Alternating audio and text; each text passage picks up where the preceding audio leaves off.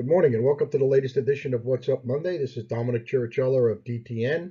The Energy Management Institute is now part of a much larger organization, DTN. You should take a look at the website at www.dtn.com or www.emi.org for information on our upcoming programs, also on information on the various services and data products that DTN offers.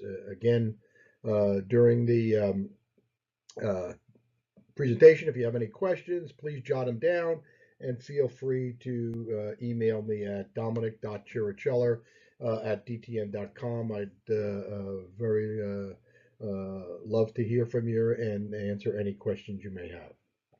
So with that, let's get started and look at what will probably be another very volatile week. So last week was not a very good week for the oil bulls. We saw oil prices pretty much falling across the board, including even the Brent WTI spread, which has just been going through the stratosphere, narrowed, but only marginally last week. Not a big narrowing, but be it as it may, the meteoric move to the upside has kind of subsided here a little bit.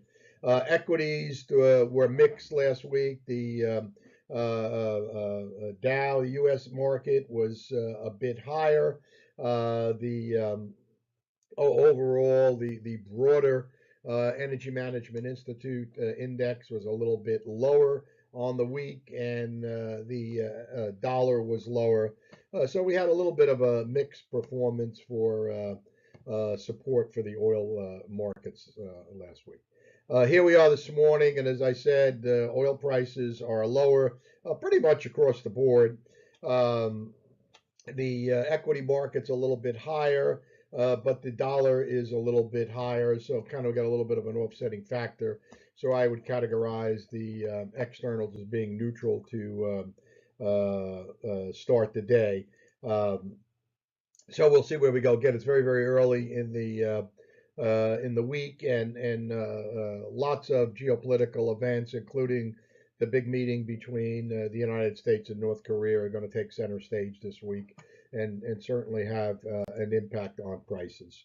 I know you've seen the slide, but I continue to update the weekly price. With this meeting getting closer and closer, June 22nd in Vienna, what we're seeing is the WTI contract getting closer and closer to a kind of a medium-term support line, and obviously Brent has been the stronger of the two crudes, so I'm focusing on that. But that's starting to look like over the last 3 or 4 weeks we're starting to lose upside momentum, and if we breach this uptrend line, we could see a period of time where the medium-term direction of oil prices could be lower, and that'll be driven by higher production if that tends to happen here at the economic data.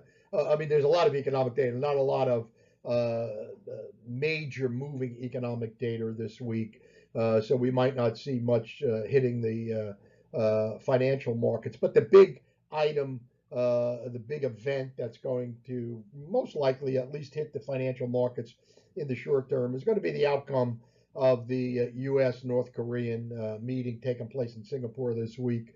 If it turns out to be a big winner, if it turns out to be truly the end, the official end of the Korean War, which has not ever officially been ended, if it does end formally, if progress is made towards the denuclearization of the Korean Peninsula, that's going to be a very positive for the financial markets, for the equity markets. It would then be a positive for oil. So keep your seatbelts fastened.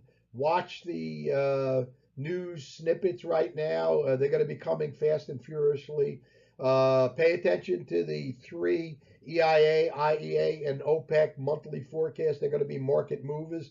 Everybody's going to be looking at projections for demand and what the implications are going to be on forecasted supply in the coming months. So, and then finally, also pay attention to anything and everything coming out regarding Russian production, Saudi Arabia, their view and as we lead into the meeting. So I expect a very volatile week, above normal level of volatility, and obviously above normal level of uncertainty in the market. Good luck, and again, if you have any questions, please feel free to contact me at dominic.chiricheller@dtn.com. Thank you and have a good, successful week.